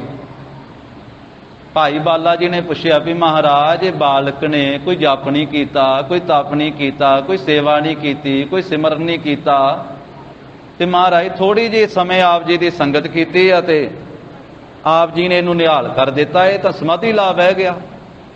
ਸਤਿਗੁਰੂ ਕਹਿੰਦੇ ਭਾਈ ਬਾਲਿਆ ਜੇ ਦੀਵਾ ਤਿਆਰ ਹੋਵੇ, ਤੇਲ ਵਿੱਚ ਪਿਆ ਹੋਵੇ, ਬੱਤੀ ਲੱਗੀ ਹੋਵੇ ਵਿੱਚ, ਉਹਨੂੰ ਜਗਾਉਣਾ ਹੀ ਪੈਂਦਾ ਵਾ। ਉਹ ਜਗਿਆ ਹੋਇਆ ਕਿ ਹੋਰਨਾਂ ਨੂੰ ਜਗਾਉਂਦਾ ਵਾ। ਮਹਾਰਾਜ ਕਹਿੰਦੇ ਇਸ ਬਾਲਕ ਦਾ ਹਿਰਦੇ ਦਾ ਦੀਵਾ ਤਿਆਰ ਸੀ, ਤਿਆਰ ਬਰ ਤਿਆਰ। ਅਸੀਂ ਇਹਨੂੰ ਜਗਾ ਦਿੱਤਾ, ਹੁਣ ਇਹ ਕਈਆਂ ਨੂੰ ਜਗਾਵੇਗਾ। ਤੇ ਉਸ ਮੌਕੇ ਤੇ ਜਦੋਂ ਮਹਾਰਾਜ ਨੇ ਆਖਿਆ ਨਾ ਵੀ ਤੇਰੀਆਂ ਗੱਲਾਂ ਬੁੱਢਿਆਂ ਵਾਲੀਆਂ, ਤੇ ਫਿਰ ਮਹਾਰਾਜ ਨੇ ਸਿਰਫ ਬੁੱਢਾ ਹੀ ਨਹੀਂ ਆਖਿਆ ਹੀ ਨਹੀਂ ਕੱਲਾ, ਨਾਮ ਵੀ ਫਿਰ ਬਾਬਾ ਬੁੱਢਾ ਸਾਹਿਬ ਪੈ ਗਿਆ। ਤੇ ਫਿਰ ਬ੍ਰਹਮ ਗਿਆਨੀ ਬਾਬਾ ਬੁੱਢਾ ਸਾਹਿਬ ਜੀ ਬਣ ਗਏ। ਉੱਚੀ ਅਵਸਥਾ ਉਹਦਾ ਜ਼ਿਕਰ ਕਰ ਰਹੇ ਆ ਭਾਈ ਸਾਹਿਬ ਜੀ। ਕਹਿੰਦੇ ਵੀ ਐਸੇ ਬਾਬਾ ਬੁੱਢਾ ਸਾਹਿਬ ਜੀ ਜੋ ਬਚਪਨ ਦੇ ਵਿੱਚ ਹੀ ਧੰਨ ਸ੍ਰੀ ਗੁਰੂ ਨਾਨਕ ਦੇਵ ਸਾਹਿਬ ਮਹਾਰਾਜ ਜੀ ਦੇ ਬਚਨਾਂ ਨੂੰ ਪਾ ਕੇ ਤੇ ਉਹ ਬਾਬਾ ਬੁੱਢਾ ਸਾਹਿਬ ਜੀ ਬਣ ਗਏ ਬ੍ਰਹਮ ਗਿਆਨੀ। ਉਹ ਵੀ ਖਡੂਰ ਸਾਹਿਬ ਦੀ ਧਰਤੀ ਤੇ ਧੰਨ ਸ੍ਰੀ ਗੁਰੂ ਅੰਗਦ ਦੇਵ ਸਾਹਿਬ ਮਹਾਰਾਜ ਦੇ ਚਰਨਾਂ ਵਿੱਚ ਬੈਠੇ ਹੋਏ ਸਤਿਗੁਰੂ ਜੀ ਦੇ ਪਵਿੱਤਰ ਇਤਿਹਾਸ ਦੀ ਕਥਾ ਸੁਣ ਰਹੇ ਹਨ। ਜੋ ਬਾਬਾ ਬੁੱਢਾ ਸਾਹਿਬ ਜੀ 6 ਪਾਤਸ਼ਾਹੀਆਂ ਦੀ ਹਜ਼ੂਰੀ ਦੇ ਵਿੱਚ ਰਹੇ ਆ, ਜਿਨ੍ਹਾਂ ਨੇ ਦੂਜੇ ਪਾਤਸ਼ਾਹ ਤੋਂ ਲੈ ਕੇ ਫਿਰ 6ਵੇਂ ਮਹਾਰਾਜ ਸਾਹਿਬ ਤੱਕ ਗੁਰਤਾ ਗੱਦੀ ਦਾ ਤਿਲਕ ਸਾਧ ਸੰਗਤ ਜੀ ਦਿੱਤਾ। ਤੇ ਵੱਡੇ ਵੱਡੇ ਕਾਰਜਾਂ ਦੇ ਵਿੱਚ ਮੁੱਖ ਰਹੇ। ਗੁਰਿਆਈ ਦਾ ਤਿਲਕ ਲਾਉਣ ਦੀ ਸੇਵਾ 5 ਪਾਤਸ਼ਾਹੀਆਂ ਨੂੰ ਇਹ ਬਾਬਾ ਬੁੱਢਾ ਸਾਹਿਬ ਜੀ ਨੇ ਸੇਵਾ ਕੀਤੀ, ਉਹਨਾਂ ਨੂੰ ਇਹ ਪ੍ਰਾਪਤ ਹੋਈ ਸੇਵਾ। ਵਾਹਿਗੁਰੂ।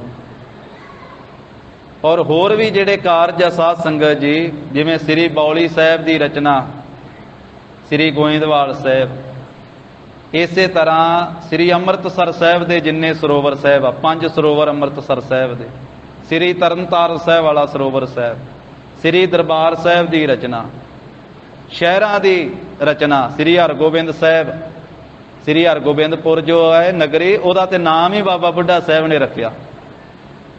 6ਵੇਂ ਪਾਤਸ਼ਾਹ ਦਾ ਪ੍ਰਕਾਸ਼ ਹੀ ਬਾਬਾ ਬੁੱਢਾ ਸਾਹਿਬ ਦੇ ਬਚਨਾਂ ਨਾਲ ਹੋਇਆ। ਤੇ ਕੱਲ ਨੂੰ ਸ੍ਰੀ ਅਕਾਲ ਤਖਤ ਸਾਹਿਬ ਦਾ ਸਿਰਜਣਾ ਦਿਵਸ ਵੀ ਹੈ।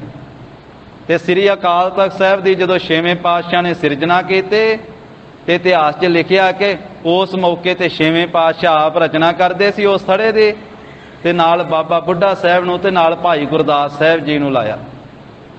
ਮਹਾਰਾਜ ਨੇ ਆਪ ਤੇ ਬਾਬਾ ਬੁੱਢਾ ਸਾਹਿਬ ਤੇ ਭਾਈ ਗੁਰਦਾਸ ਸਾਹਿਬ ਜੀ ਨੂੰ ਨਾਲ ਲਾਇਆ, ਔਰ ਕੋਈ ਨਾ ਰਾਜ ਮਿਸਤਰੀ ਲਾਇਆ, ਨਾ ਕੋਈ ਮਜ਼ਦੂਰ ਲਾਇਆ। ਬੁੱਢੇ ਔ ਗੁਰਦਾਸ ਬਣਾਇਓ, ਕਿਸੇ ਮਜ਼ਦੂਰ ਨਾ ਹੱਥ ਲਗਾਇਓ, ਐਸਾ ਪੰਕਤੀਆਂ ਲਿਖੀਆਂ ਇਤਿਹਾਸ ਦੇ ਵਿੱਚ। ਉਹ ਮਹਾਨ ਸੇਵਾ ਕਰਨ ਵਾਲੇ ਬਾਬਾ ਬੁੱਢਾ ਸਾਹਿਬ ਜੀ ਜੋ 6 ਪਾਤਸ਼ਾਹੀਆਂ ਦੀ ਹਜ਼ੂਰੀ ਵਿੱਚ ਰਹੇ ਹਨ,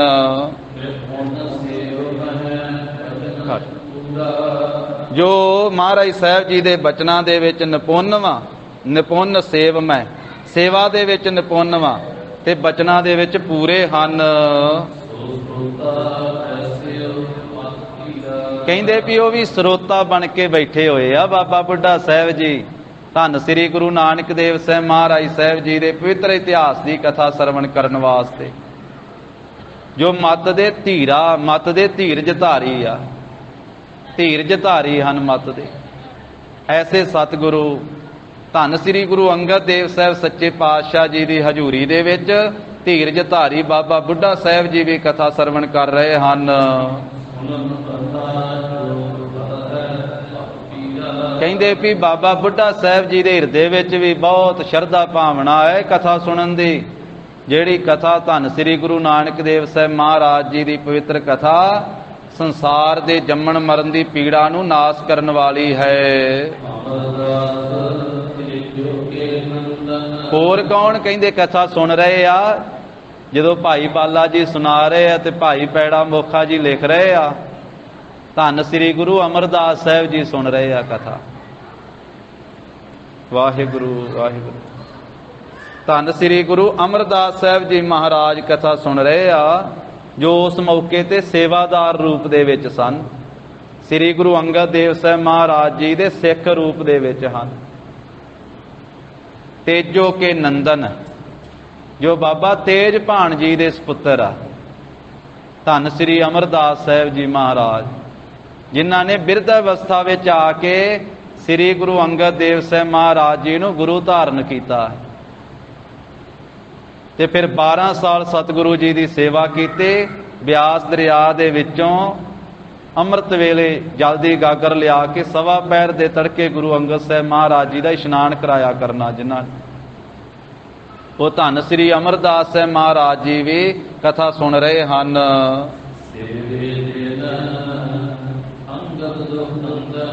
ਜਿਸ ਧੰਨ ਸ੍ਰੀ ਅਮਰਦਾਸ ਸਾਹਿਬ ਮਹਾਰਾਜ ਜੀ ਨੇ ਸ੍ਰੀ ਗੁਰੂ ਅੰਗਦ ਦੇਵ ਸਾਹਿਬ ਸੱਚੇ ਪਾਤਸ਼ਾਹ ਜੋ ਦੁੱਖਾਂ ਨੂੰ ਕੱਟਣ ਵਾਲੇ ਹਨ, ਤਿੰਨਾਂ ਦੀ ਸੇਵਾ ਕੀਤੀ ਹੈ, ਉਹ ਵੀ ਕਥਾ ਸਰਵਣ ਕਰ ਰਹੇ ਹਨ। ਘਟ ਗਈ ਆਵਾਜ਼ ਥੋੜੀ ਜੀ ਨਾ। ਜਿਨ੍ਹਾਂ ਨੇ ਫਿਰ ਬਾਅਦ ਵਿੱਚ ਸਤਿਗੁਰੂ ਸ੍ਰੀ ਗੁਰੂ ਅੰਗਦ ਦੇਵ ਸਾਹਿਬ ਮਹਾਰਾਜ ਜੀ ਦੇ ਪਾਸੋਂ ਗੁਰਿਆਈ ਪ੍ਰਾਪਤ ਕੀਤੀ ਹੈ। ਇਹ ਲੱਗਦਾ ਲੀਟਾਂ ਲੂਟਾਂ ਢਿੱਲੀਆਂ ਹੋ ਗਈਆਂ, ਇਹ ਕਰਕੇ ਆਪੇ ਹੀ ਲੀਡ ਜੀ ਪਿਛਾਂ ਹੋ ਜਾਂਦੀ ਤੇ ਆਵਾਜ਼ ਘਟ ਜਾਂਦੀ। ਤੋ ਇਸ ਕਰਕੇ ਕਹਿੰਦੇ ਵੀ ਜਿਸ ਸ੍ਰੀ ਗੁਰੂ ਅੰਗਦ ਦੇਵ ਸਾਹਿਬ ਮਹਾਰਾਜ ਸਾਹਿਬ ਜੀ ਤੋਂ ਪਿੱਛੋਂ ਬਾਅਦ ਵਿੱਚ ਧੰਨ ਸ੍ਰੀ ਅਮਰਦਾਸ ਸਾਹਿਬ ਮਹਾਰਾਜ ਨੇ ਗੁਰਿਆਈ ਪ੍ਰਾਪਤ ਕੀਤੀ ਹੈ, ਉਹ ਧੰਨ ਸ੍ਰੀ ਗੁਰੂ ਅਮਰਦਾਸ ਸਾਹਿਬ ਮਹਾਰਾਜ ਜੀ ਵੀ ਸੇਵਕ ਰੂਪ ਵਿੱਚ ਚੌਂਕੜਾ ਲਾ ਕੇ ਬੈਠੇ ਹੋਏ ਕਥਾ ਸੁਣ ਰਹੇ ਹਨ। ਭਾਈ ਬਾਲਾ ਜੀ ਸੁਣਾ ਰਹੇ ਆ। ਸੋਭਨੀਕ ਕਥਾ ਧੰਨ ਸ੍ਰੀ ਗੁਰੂ ਨਾਨਕ ਦੇਵ ਸਾਹਿਬ ਮਹਾਰਾਜ ਜੀ ਦੀ ਸਰਵਣ ਕਰ ਰਹੇ ਹਨ।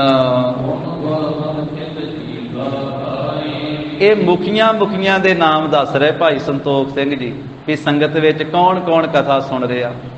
ਸ੍ਰੀ ਗੁਰੂ ਅਮਰਦਾਸ ਸਾਹਿਬ ਜੀ ਸੇਵਕ ਰੂਪ ਵਿੱਚ ਕਥਾ ਸੁਣ ਰਹੇ ਆ, ਬਾਬਾ ਬੁੱਢਾ ਸਾਹਿਬ ਜੀ ਕਥਾ ਸੁਣ ਰਹੇ ਆ, ਤੇ ਫਿਰ ਇੱਕ ਸਿੱਖ, ਗੁਰਮੁਖ ਸਿੱਖ, ਜਿਸ ਸਿੱਖ ਦਾ ਨਾਮ ਹੈ ਭਾਈ ਜੀਵਾ, ਉਹ ਭਾਈ ਜੀਵਾ ਗੁਰਮੁਖ ਵੀ ਕਥਾ ਸੁਣ ਰਿਹਾ ਹੈ।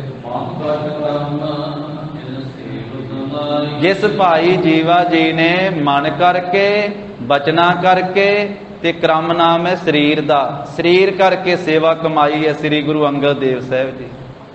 ਭਾਵੇਂ ਸ਼ਰਧਾ ਭਾਵਨਾ ਵਿੱਚ ਭਿੱਜਾ ਹੋਇਆ ਇਹ ਗੁਰਮੁਖ ਸਿੱਖ ਭਾਈ ਜੀਵਾ, ਜੀਵਾ ਨਾਮ ਹੈ ਸਿੱਖ ਦਾ, ਜਿਸ ਨੇ ਮਨ ਦੀ ਭਾਵਨਾ ਦੇ ਨਾਲ, ਰਸਨਾ ਨਾਲ ਬਾਣੀ ਜਪਦਿਆਂ ਹੋਇਆਂ, ਨਾਮ ਜਪਦਿਆਂ ਹੋਇਆਂ ਤੇ ਸਰੀਰ ਦੇ ਨਾਲ ਗੁਰੂ ਕੀ ਸੇਵਾ ਕਮਾਈ ਹੈ। ਇਹ ਭਾਈ ਜੀਵਾ ਜੀ ਧੰਨ ਸ੍ਰੀ ਗੁਰੂ ਅੰਗਦ ਦੇਵ ਸਾਹਿਬ ਮਹਾਰਾਜ ਜੀ ਦੇ ਵਾਸਤੇ ਰੋਜ਼ ਇਹ ਲੰਗਰ ਤਿਆਰ ਕਰਿਆ ਕਰਦੇ ਸਨ, ਭਾਵਨਾ ਦੇ ਨਾਲ। ਸਿੱਖ ਦੀ ਭਾਵਨਾ ਸੀ ਇਹ ਭਾਈ ਜੀਵਾ ਜੀ ਦੀ, ਕਿ ਮੈਂ ਆਪਣੇ ਹੱਥੀਂ ਭੋਜਨ ਤਿਆਰ ਕਰਕੇ ਤੇ ਧੰਨ ਧੰਨ ਸ੍ਰੀ ਗੁਰੂ ਅੰਗਦ ਦੇਵ ਸਾਹਿਬ ਸੱਚੇ ਪਾਤਸ਼ਾਹ ਜੀ ਨੂੰ ਛਕਾਵਾਂ। ਮਹਾਰਾਜ ਸਾਹਿਬ ਜੀ ਵਾਸਤੇ ਲੰਗਰ ਤਿਆਰ ਕਰਿਆ ਕਰਦੇ ਸਨ। ਜਦੋਂ ਇਹ ਪ੍ਰਸ਼ਾਦਾ ਪਾਣੀ ਤਿਆਰ ਕਰਦੇ ਸੀ ਨਾ ਭਾਈ ਜੀਵਾ ਜੀ, ਬਹੁਤ ਪ੍ਰੀਤ ਦੇ ਨਾਲ, ਬਹੁਤ ਸਵਾਦਲਾ ਭੋਜਨ ਤਿਆਰ ਕਰਦੇ ਭਾਵਨਾ ਦੇ ਨਾਲ। ਤੇ ਇੱਕ ਦਿਨ ਦੀ ਗੱਲ ਹੈ, ਅੱਗੇ ਦੂਜੇ ਪਾਤਸ਼ਾਹ ਦੇ ਇਤਿਹਾਸ ਵਿੱਚ ਜਾ ਕੇ ਇਤਿਹਾਸ ਆਉਣਾ ਵਾ, ਕਿ ਹਨੇਰੀ ਬੜੀ ਜ਼ੋਰ ਦੀ ਵਗੇ ਤੇ ਭਾਈ ਜੀਵਾ ਜੀ ਨੇ ਲੰਗਰ ਤਿਆਰ ਕਰਨਾ ਸੀ ਦੂਜੇ ਪਾਤਸ਼ਾਹ ਜੀ ਵਾਸਤੇ, ਤੇ ਆਪ ਬੇਨਤੀ ਕੀਤੀ ਵੀ ਸੱਚੇ ਪਾਤਸ਼ਾਹ ਕਰੋ ਕਿਰਪਾ, ਬਚਨ ਕਰੋ ਤੇ ਹਨੇਰੀ ਬੰਦ ਹੋ ਜੇ, ਹਨੇਰੀ ਬੰਦ ਹੋ ਜੇ ਤੇ ਮਾਰੇ ਮੈਂ ਆਪ ਜੀ ਵਾਸਤੇ ਪ੍ਰਸ਼ਾਦਾ ਪਾਣੀ ਤਿਆਰ ਕਰ ਲਵਾਂ। ਤੇ ਸਤਿਗੁਰੂ ਕਹਿੰਦੇ ਭਾਈ ਜੀਵੇ, ਇਹ ਹਨੇਰੀ ਵੀ ਵਾਹਿਗੁਰੂ ਦੇ ਹੁਕਮ ਦੇ ਵਿੱਚ ਵਗ ਰਹੀ ਹੈ, ਉਹਦੇ ਹੁਕਮ ਤੋਂ ਬਿਨਾਂ ਕੁਝ ਵੀ ਨਹੀਂ ਹੁੰਦਾ।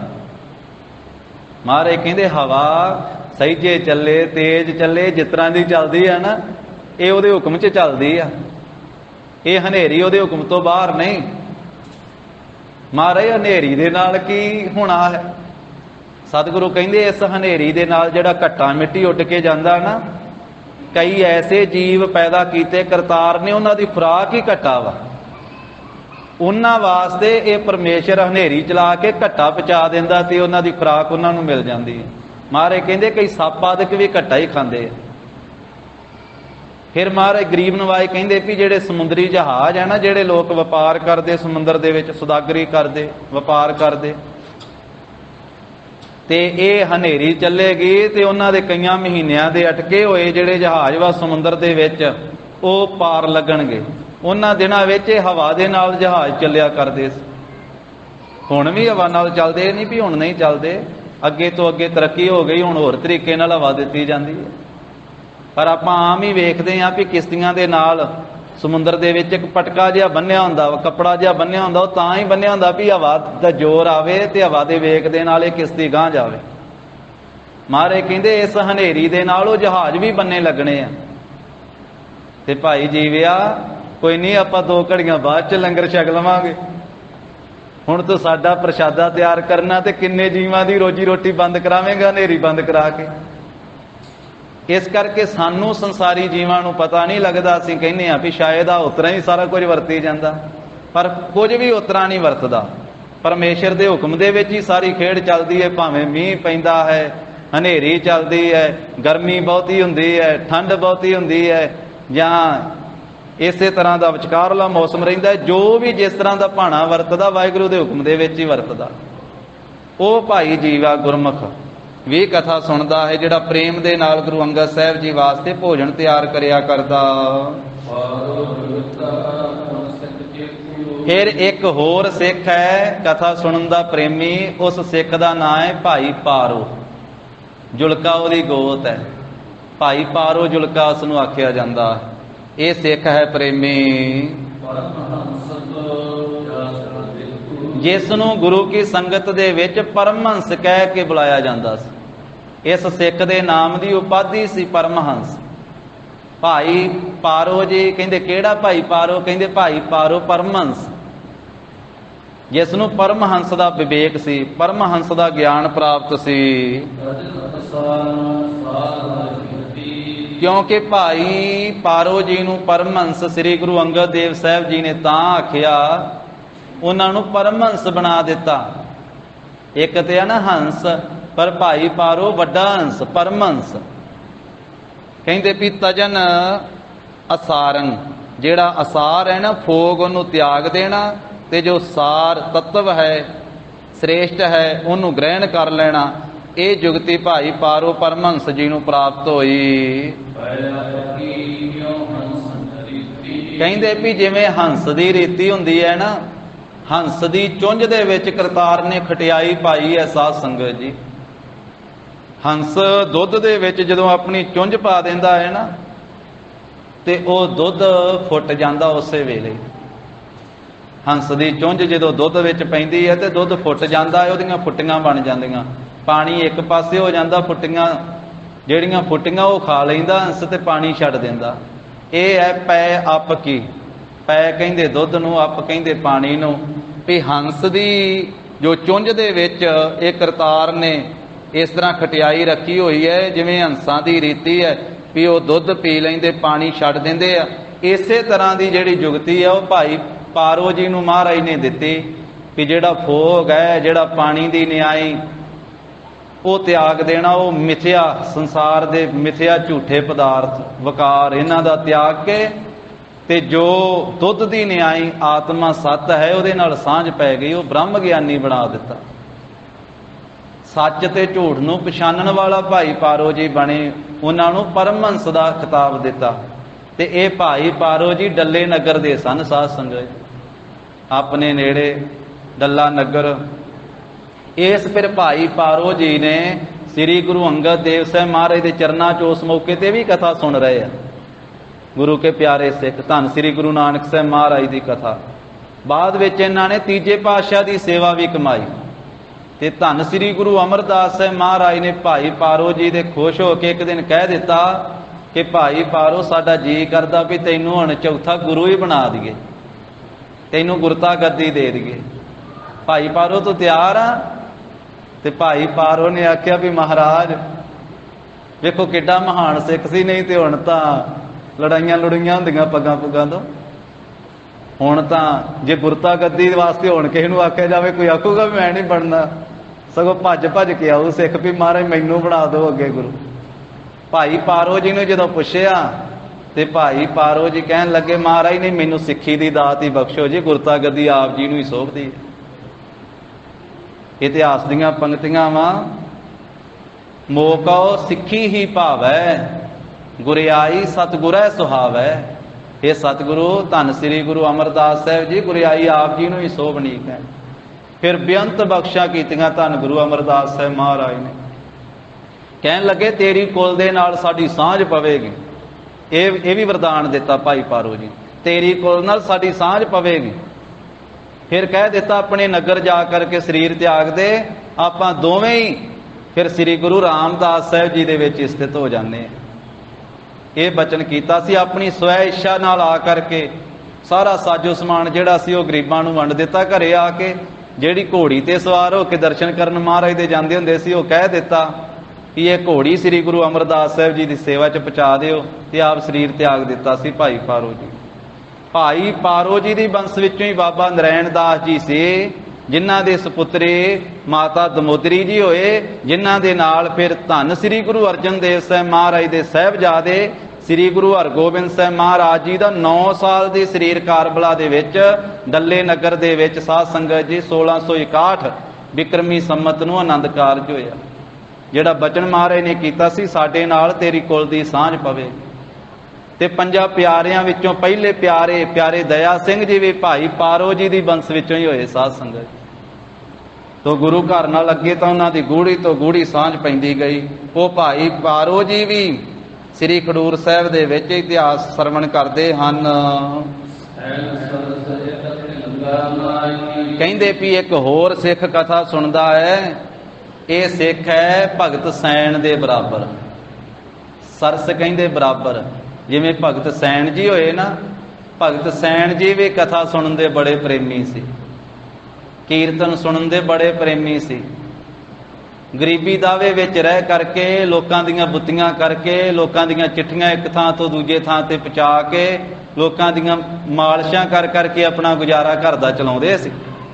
ਰਾਜੇ ਦੀ ਮਾਲਸ਼ ਕਰਦੇ ਹੁੰਦੇ ਸੀ ਭਗਤ ਸੈਣ ਜੀ। ਇੱਕ ਦਿਨ ਸ਼ਾਮਾਂ ਦਾ ਵੇਲਾ ਹੋਇਆ ਤੇ ਘਰੇ ਸੰਤ ਆ ਗਏ, ਨਾਮ ਜਪਣ ਵਾਲੇ ਆ ਗਏ। ਉਹਨਾਂ ਆਖਿਆ ਜੀ ਸਾਰੀ ਰਾਤ ਕੀਰਤਨ ਕਰਨਾ। ਤੇ ਭਗਤ ਸੈਣ ਜੀ ਕਹਿੰਦੇ ਵੀ ਧੰਨ ਭਾਗ, ਮੇਰੇ ਘਰ ਵਿੱਚ ਸਾਰੀ ਰਾਤ ਕੀਰਤਨ ਹੋਵੇਗਾ, ਨਾਲੇ ਸੰਗਤ ਦੀ ਸੇਵਾ ਦਾ ਮੌਕਾ ਬਣੇਗਾ, ਨਾਲੇ ਕੀਰਤਨ ਸੁਣਾਂਗੇ। ਉਹ ਰਾਤ ਨੂੰ ਜਾ ਕੇ ਰਾਜੇ ਦੀ ਉੱਥੇ ਮਾਲਿਸ਼ ਕਰਦੇ ਹੁੰਦੇ ਸੀ। ਰਾਜੇ ਨੂੰ ਰੋਗ ਐਸਾ ਲੱਗਾ ਸੀ, ਜੇ ਨਾ ਮਾਲਿਸ਼ ਕਰਾਵੇ ਤੜਪਦਾ ਸੀ। ਇੱਧਰ ਭਗਤ ਜੀ ਨੇ ਸਾਰੀ ਰਾਤ ਸਾਧੂਆਂ ਦੀ ਸੇਵਾ ਕੀਤੀ, ਕੀਰਤਨ ਸੁਣਿਆ ਆਪਣੇ ਘਰ ਦੇ ਵਿੱਚ। ਉਧਰ ਪਰਮੇਸ਼ਰ ਨੇ ਭਗਤ ਸੈਣ ਦਾ ਰੂਪ ਧਾਰ ਕੇ ਰਾਜੇ ਦੀ ਮਾਲਿਸ਼ ਕੀਤੀ।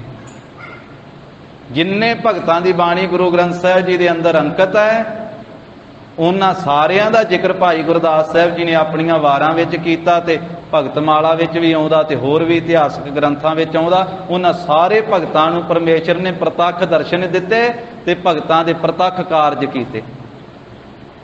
ਭਾਈ ਗੁਰਦਾਸ ਸਾਹਿਬ ਜੀ ਨੇ ਆਪਣੀਆਂ ਵਾਰਾਂ ਦੇ ਵਿੱਚ ਭਗਤ ਸੈਣ ਜੀ ਦਾ ਜ਼ਿਕਰ ਕਰਦਿਆਂ ਹੋਇਆਂ ਇਹ ਬਚਨ ਕਹੇ ਕਿ ਘਰ ਵਿੱਚ ਸੰਤ ਆ ਗਏ ਪ੍ਰਾਹੁਣੇ, ਤੇ ਫਿਰ ਸਾਰੀ ਰਾਤ ਕੀਰਤਨ ਹੋਇਆ। ਪ੍ਰਾਹੁਣੇ ਤੇ ਸਾਡੇ ਸਾਰਿਆਂ ਦੇ ਘਰਾਂ ਵਿੱਚ ਆਉਂਦੇ ਆ, ਪਰ ਕੀਰਤਨ ਕਰਨ ਵਾਲਾ ਤੇ ਕੀਰਤਨ ਸੁਣਨ ਵਾਲਾ ਤੇ ਨਾਮ ਜਪਣ ਵਾਲਾ ਤੇ ਬਾਣੀ ਪੜ੍ਹਨ ਵਾਲਾ ਤੇ ਵਿਰਲੇ ਵਿਰਲੇ ਹੀ ਆਉਂਦੇ ਨਾ। ਕਈ ਤੇ ਸ਼ਾਮਾਂ ਨੂੰ ਹੋਰ ਕੁਝ ਕਹਿੰਦੇ ਹੋਣਗੇ ਆ ਕੇ ਵੀ ਸ਼ਾਮਾਂ ਪਈਆਂ ਹੁਣ ਪ੍ਰਾਹੁਣੇ ਘਰ ਵਿੱਚ ਆਏ ਆ। ਪਰ ਜਿਹੜੇ ਸੰਤ ਪ੍ਰਾਹੁਣੇ ਆ ਉਹ ਕਹਿੰਦੇ ਵੀ ਗੁਟਕਾ ਸਾਹਿਬ ਕਿੱਥੇ ਆ, ਰਹਿਰਾ ਸਾਹਿਬ ਜੀ ਦਾ ਸਮਾਂ ਹੋਇਆ ਹੈ, ਨਿਤਨੇਮ ਕਰ ਲਈਏ, ਕੀਰਤਨ ਸੋਹਿਲੇ ਦਾ ਪਾਠ ਕਰ ਲਈਏ, ਅੰਮ੍ਰਿਤ ਵੇਲਾ ਹੋਵੇਗਾ ਤੇ 5 ਬਾਣੀਆਂ ਪੜ੍ਹਨਗੇ, ਆਸਾ ਕੀ ਵਾਰ ਦਾ ਪਾਠ ਕਰੇਗਾ, ਕੋਈ ਸੁਖਮਨੀ ਸਾਹਿਬ ਪੜ੍ਹੇਗਾ। ਭਾਈ ਗੁਰਦਾਸ ਸਾਹਿਬ ਜੀ ਨੇ ਭਗਤ ਸੈਣ ਜੀ ਦਾ ਜ਼ਿਕਰ ਕੀਤਾ। ਉਹ ਪੰਕਤੀਆਂ ਆਪਾਂ ਸਾਰੇ ਹੀ ਪੜ੍ਹ ਲਈਏ ਸਾਧ ਸੰਗਤ। ਆਏ ਸੰਤ ਪਰਾਹੁਣੇ, ਆਏ ਸੰਤ ਪਰਾਹੁਣੇ,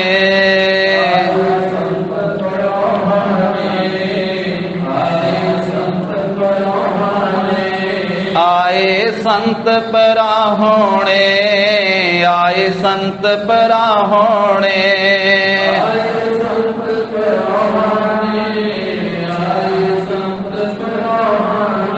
ਕੀਰਤਨ ਹੋਆ ਰੈਣ ਸਬਾਏ, ਕੀਰਤਨ ਹੋਆ ਰੈਣ ਸਬਾਏ,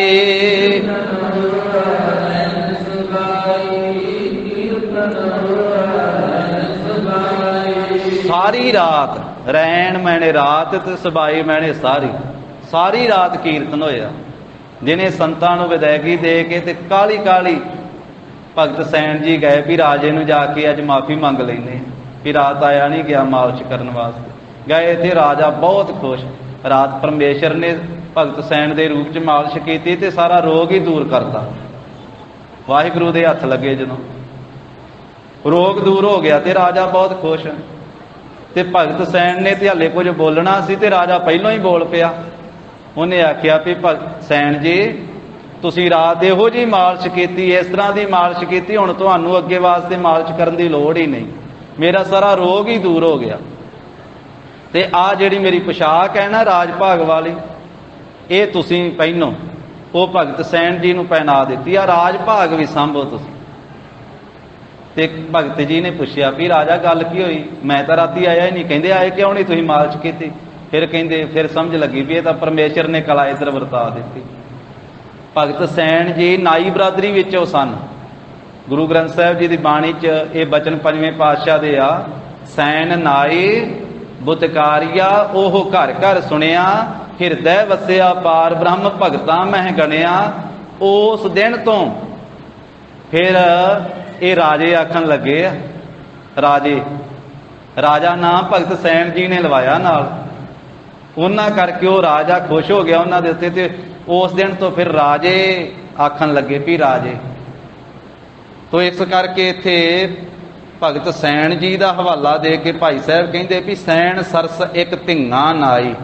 ਇੱਕ ਧਿੰਗਾ ਸਿੱਖ ਹੈ ਸ੍ਰੀ ਗੁਰੂ ਅੰਗਦ ਦੇਵ ਸਾਹਿਬ ਜੀ ਦਾ, ਉਹ ਵੀ ਨਾਈ ਬਰਾਦਰੀ ਦੇ ਵਿੱਚੋਂ ਹੈ, ਪਰ ਕਹਿੰਦੇ ਭਗਤ ਸੈਣ ਦੇ ਬਰਾਬਰ ਹੈ। ਭਗਤ ਸੈਣ ਵਰਗਾ ਇਹ ਸਿੱਖ ਹੈ। जिन सिखी की रीत कमाई। जिस ये धिंगा नाई जो सिख है ना, जिसने सिखी दी रीति मर्यादा कमाई है, वो भी कथा सुन रहे हैं।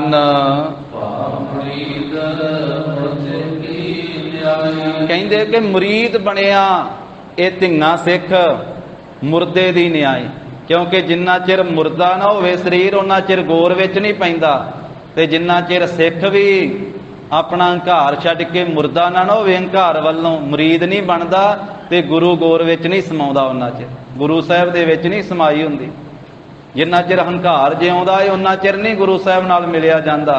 इस करके महाराज कहंदे गुरु साहिब नाल भेद होना, पहला मरण कबूल जीवन की छड्ड आस, हो सबना की रेणका तो आओ हमारे पास। कहंदे मुर्दे दी न्याय मुरीद बनिया भाई धिंगा।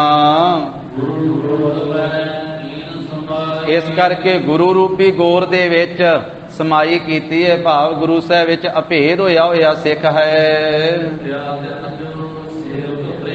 ये तां कहंदे कुछ क सिखां दा हवाला दिता है, इस तों आदक होर भी जिहड़े गुरु अंगद साहिब जी दे सेवक हन, प्रेमी हन, वो कथा सुनन दे नेमी बन गए। वो कहंदे भी रोज नेम नाल कथा सुननी है, श्री गुरु नानक देव साहिब जी दी पवित्र कथा। कहंदे इन्ने क तां उत्थे ही रहिंदे आ महाराज दी हाजरी हजूरी विच। होर भी गुरसिख लोग गुरु के प्यारे पिंडां पिंडां विचों प्रेम करके आउंदे हन। वो बेदी कुल दे निशान स्वरूप श्री गुरु नानक देव साहिब जी दी कथा सुनते हैं।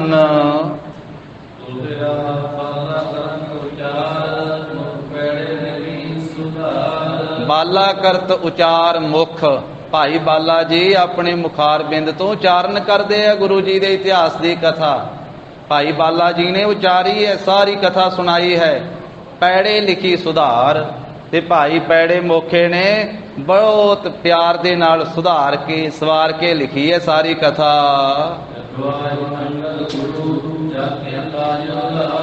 ते धन श्री गुरु नानक देव साहिब जी के इतिहास की कथा कहंदे लिखवाई है श्री गुरु अंगद देव साहिब जी। खडूर साहिब दे विच लिखिया गया इतिहास। ते कादे वास्ते लिखवाया? कहंदे जगत के उधार वास्ते, संसार दे भले वास्ते, भी आउण वाले समय च सिख ये कथा पढ़िया करनगे, सुनिया करनगे, भावना रखणगे, नाम जपणगे ते संगतां दा भला हो जावेगा।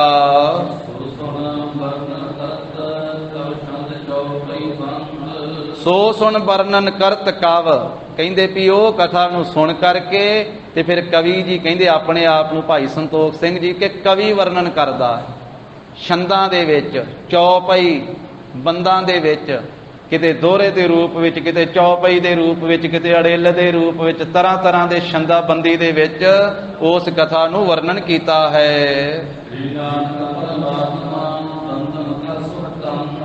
कहंदे कि श्री गुरु नानक देव साहिब जी महाराज जो परमात्मा दा सरगुण स्वरूप हन, जो परमेश्वर आप आए संसार दा भला करन वास्ते, ऐसे परमात्मा स्वरूप श्री गुरु नानक साहिब जी सुखां दे जो कंद, सुखां दे बदल हन, सुखां दे दाते। तिन्हां सतगुरां नूं वंदना करके नमस्कार करके कहंदे सतगुरु जी दी कथा नूं मैं छंदाबंदी दे विच वर्णन करदा हां। वो किहड़ी कथा है? वो अगे साध संगत जी लड़ीवार रूप दे विच सारी आ जावेगी। किवें महाराज ने प्रकाश धारिया, किवें कौतक कीते। तो ये भाई बाला जी ने वड्डा परोपकार कीता, ये श्री गुरु अंगद देव साहिब जी ने वड्डी बख्शिश की। ये लिखण की सेवा इत्थों दे सिख सुल्तानपुर लोधी दे महाराज दे सिख भाई पैड़ा मोखा जी ने की। जिस करके सानू अज इस पवित्र कथा दे साध संगत जी दर्शन हो रहे हैं, पढ़न सुनन का सुभाग प्राप्त हो रहा है। गुरु जी के पावनी इतिहास के विचार साझी करदे हां। होइयां भुल्लां चुक्कां दी सतगुरु जी गुर संगत जी खिमा देनी। देहो सज्जने असीसड़ियां ज्यों होवै साहिब स्यों मेल। वाहिगुरु वाहिगुरु वाहिगुरु वाहिगुरु। हे गोविंद हे गोपाल हे दयाल लाल। प्राण नाथ अनाथ सखे दीन दर्द निवार। हे समर्थ अगम पूरन मोहे मया तार।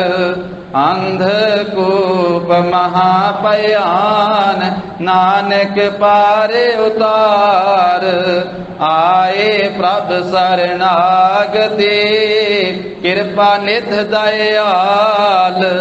एक अखर हर मन बसत नानक होत निहाल। कथा निता प्रत होत है सुन हो सिंह सुजान। नानक गुर गोबिंद सिंह जी सदा करे कल्याण। नानक गुर गोबिंद सिंह जी सदा करे कल्याण। वाहिगुरु जी का खालसा वाहिगुरु जी की फतेह। सत श्री अकाल। वाहिगुरु जी का खालसा वाहिगुरु जी की फतेह।